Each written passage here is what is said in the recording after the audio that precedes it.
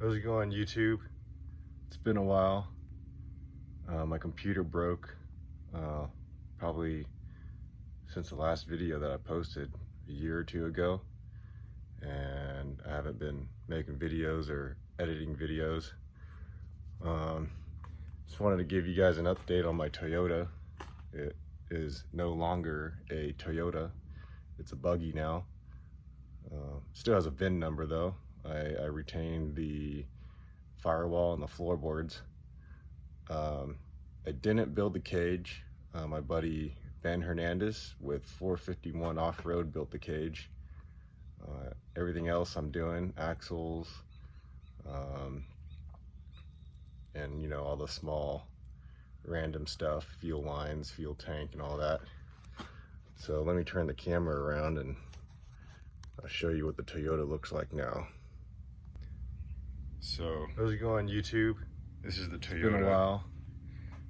My computer started broke. out as a probably 94 Toyota pickup since the last video that I posted a year or two ago, and I haven't been making videos or editing videos. There's a couple things that need to be redone.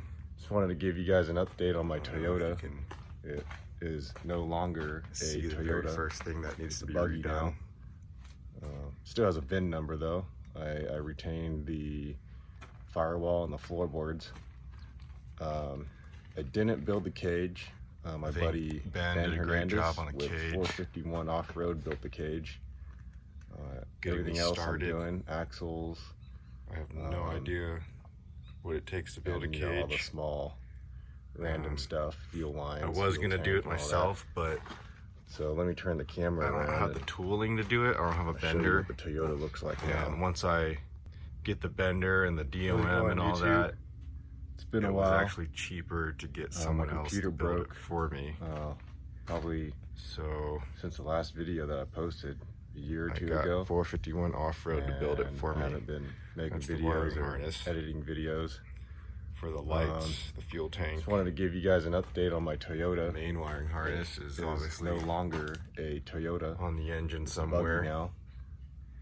Still has a VIN number though. I retained So I kept the original dash, firewall and the floorboards. floorboards. I build still the need to cage. cut the floorboards My back buddy a little Ben bit Hernandez with 451 Off-Road built the cage. in order for me to Everything else I'm doing, axles, boat side and you know, all the the small sliders to the random stuff, main fuel lines, frame. fuel tank and all that. So let me turn the camera around and Here's the fuel tank. I just did the fuel lines and fittings.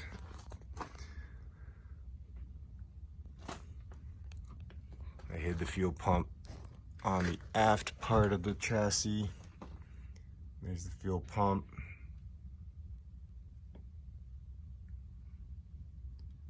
Don't mind that brake line that's been cut off. There's where 451 chopped the aft part of the frame off, tubed it out. I finished the rear. It's not fully welded in just yet, but the rear is ready to be welded in. I'm leaving it tacked in for now though, until I get the front built and tacked in. So the rear is a 14 bolt, 4-link, 16-inch air shocks for now. The battery will probably go on this side in this area.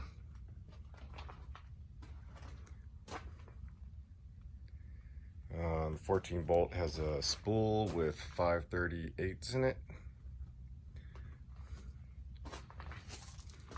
Currently it's in a full bump.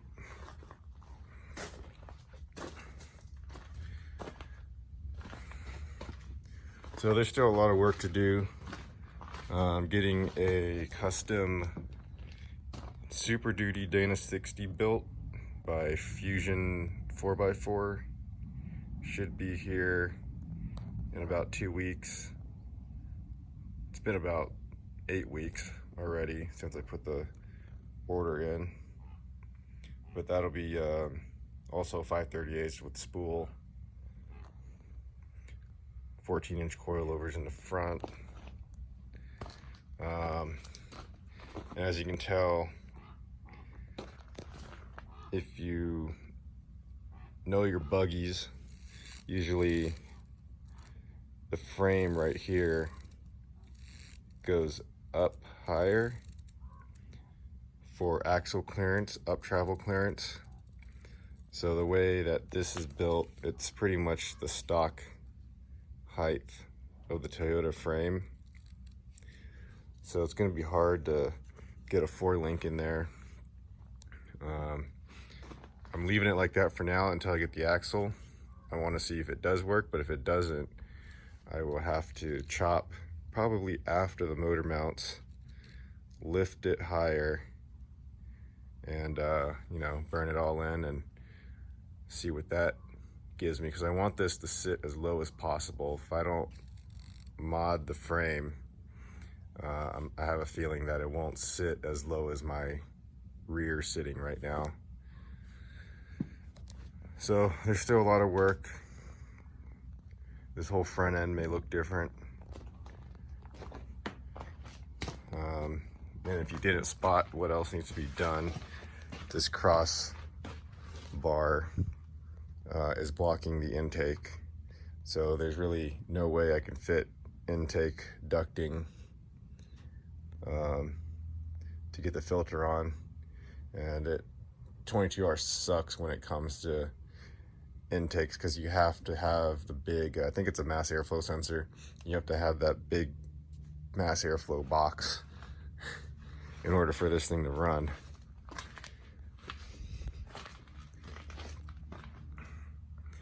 It'll be on 40-inch tires.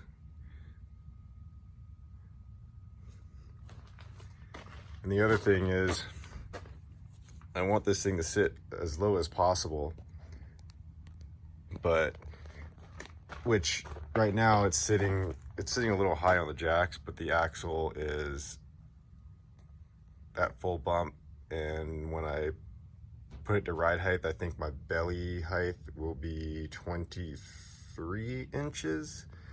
Right now on the jacks, the belly height is at 25 inches, I think. Can't remember. It's been a while since I actually touched this thing because I've been waiting on the front axle to come in. That's the only thing that's keeping me from chugging along on this project. But the thing is, Toyotas have that transfer case, and most of them come with this big skid plate, and that kind of messes with your belly height a little bit. It's super low. It hangs low. So I've been talking to some buddies of mine, and they tell me to do a flat belly mod, which you have to raise the engine and your whole drivetrain, your transmission, transfer cases,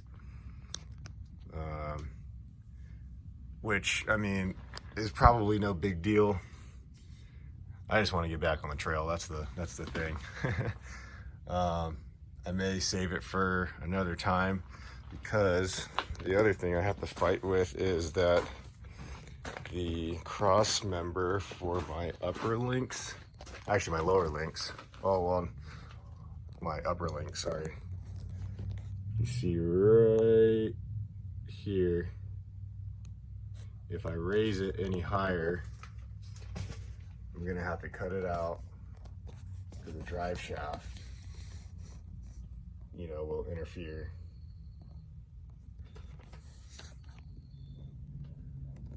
So we'll see how it goes.